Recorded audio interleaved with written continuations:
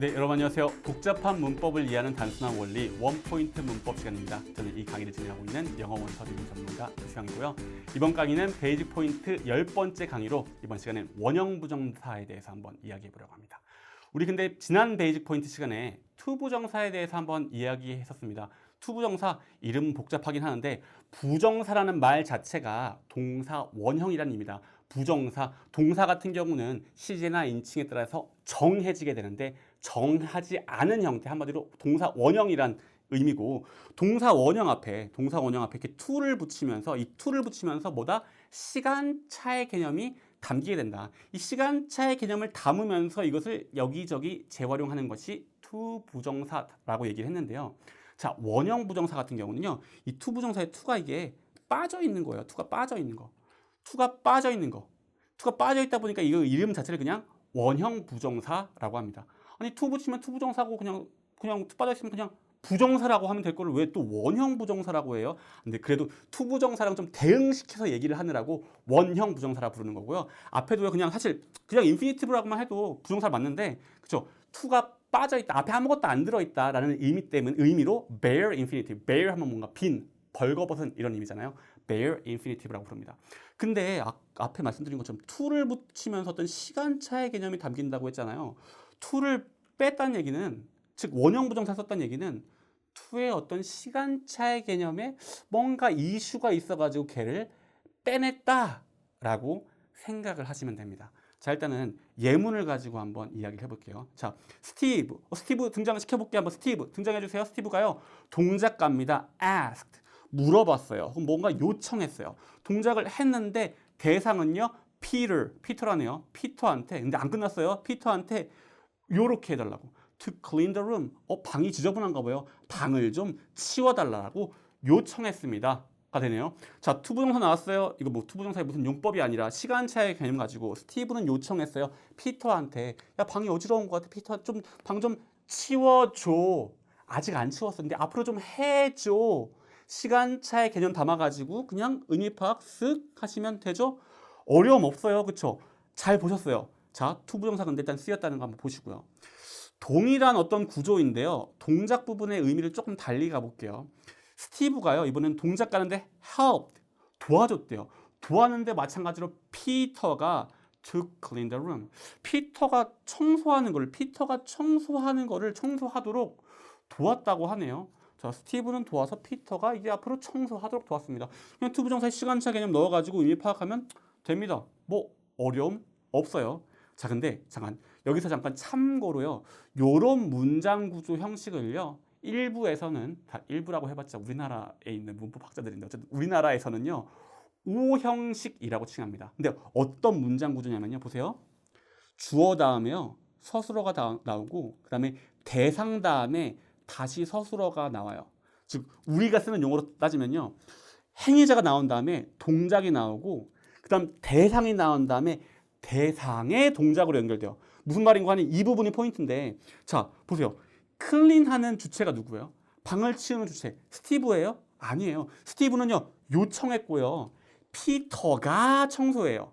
자, 여기서도 마찬가지예요. 스티브는요, 도와줬고요, 피터가 청소하는 걸 도와줬어요. 물론 청소하는 거 도와줬으니까 같이 청소하긴 했겠지. 근데 그게 중요한 게 아니라, 중요한 건 스티브는 뭐 했다는 거예요? 도와줬고 피터가 청소했어요. 스티브는 요청했고요, 피터가 청소하는 걸 요청한 거예요. 자, 보세요. 주어 동사 같은 느낌이잖아요. 그렇죠? 맞아요. 행위자가 동작하고요, 대상이 또 동작을 해요. 행위자가 동작을 한 다음에 대상 다음에 대상의 동작으로 연결되는 요런 구조를 학교에서는 일반적으로 배울 때는, 한국에서는 O 형식이라고 부르기도 합니다. 근데 이 형식은 중요한 게 아닌데 일단 설명은 그렇게 하니까 참고로만 알아두시고, 진짜 중요한 설명은 이제부터입니다. 자, 같은 구조인데 이 동작 부분을 조금 달리 가져볼게요. 자, 동일하게 스티브, 행위자 등장했어요. 스티브가요, 근데 이번에는 made, 만들었대요. 만들었는데 피터가 이렇게 하도록, 방을 청소하도록 만들었대요. 방을 청소하도록 시켰대요. 만들었다라고 합니다.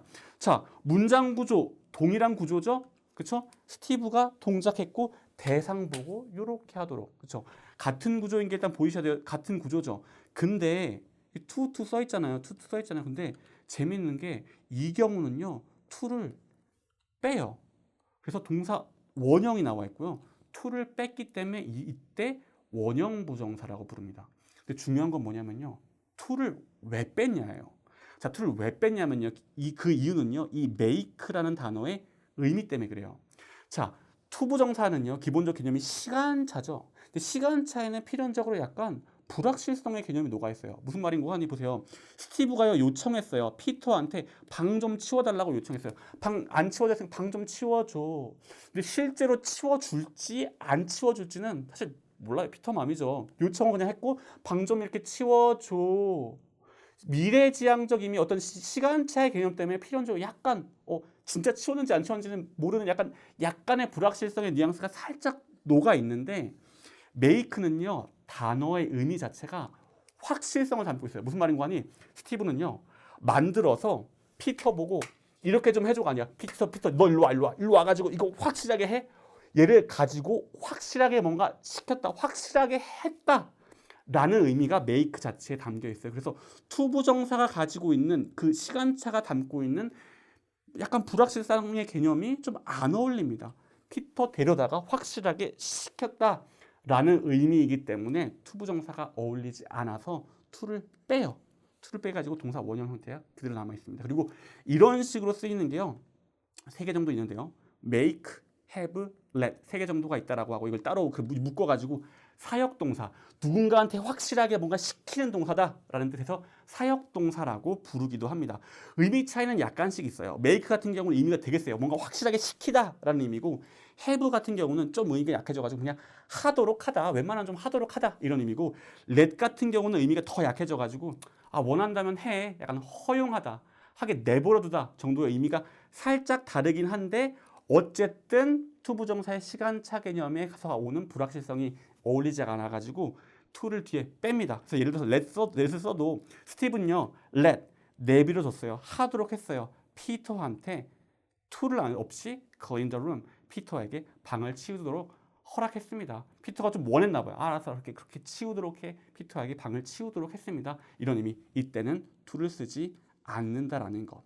자, 그래서 이거를요 또 학교에서는 문법적으로 얘기를 어떻게 하냐면 사역동사로 쓰인 O 형식 문장에서는 목적어 다음에 오는 목적 보어로 원형 부정사가 온다, to 부정사 없는 원형 부정사가 온다 이렇게 얘기합니다. 말 엄청 어렵게 느껴지죠? 자, 근데 그 용어가 중요한 게 아니라 중요한 건 첫 번째 뭐냐면요 이거 읽으면서 의미 파악이 되는 거예요. 자, 스티브는요 만들었다, 피터가 방을 치우도록 만들었다. 스티브는 하게 허용했다, 피터가 방을 치우도록 했다. 자, 보세요. 동사가 중간에 생뚱맞게 갑자기 그냥 나와 있어. 좀 어색하게 보이잖아요. 근데 그걸 어색하게 느끼지 않고 좌에서 우로 한 번에 가면서 의미 파악이 되는 게 일단 중요해요. 의미 파악이 되면서 동시에 이게 원래는 to가 있었는데 이 make 혹은 let이 가지고 있는 어떤 확실성의 개념 때문에 그냥 예외적으로 to가 빠져 있는 거구나. 그 예외 사항이라는 것도 인지가 가능해야 됩니다. 첫 번째 뭐라고요? 좌에서 우로 한 번에 의미 파악이 돼야 돼요. 읽다가 스티브는 만들었다, 피터 청결함을 만들었다, 뭐지? 명사인가? 이렇게 파악하면 안 된다고요. 행위자 동작에다가 피터가 이렇게 하도록 했다라고 의미 파악이 일단 돼야 되고 동시에 to가 이유가 있어서 빠졌구나 그렇게 얘기했었지. 그게 두 가지가 되면 사실은 된 거예요. 사역동사니 오형식이니 목적보원이라는 용어를 쓰지 않다고 할지라도. 자, 근데 넘어가기 전에 help도요 조금 생뚱맞게 얘는 더 특이한 게 to를 쓰기도 하고요 얘를 빼기도 해요.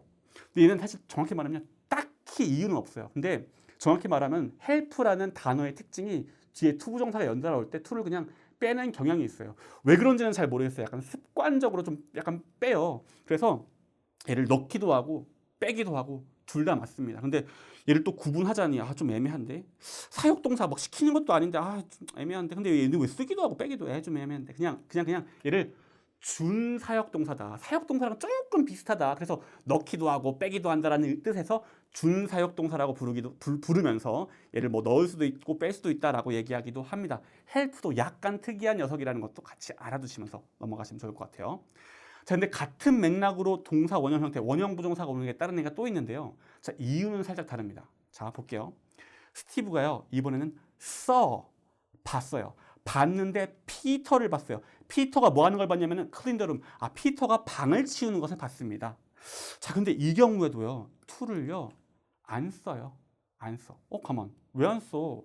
얘는 뭐 확실성에 확실히 봤다는 것도 아닌데 이거 왜 안 쓰는 거야?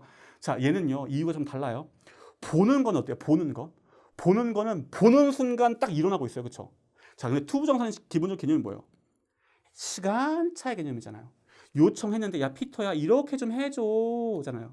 근데 보는 거는 자 스티브가 봤는데 피터가 앞으로 할 걸 아니죠. 피터 봤더니 피터가 이렇게 하고 있는 걸 동시에 일어나기 때문에 C라는 단어가 가진 어떤 동시성의 개념이 투부정사의 시간차 개념하고 어울리지가 않아요.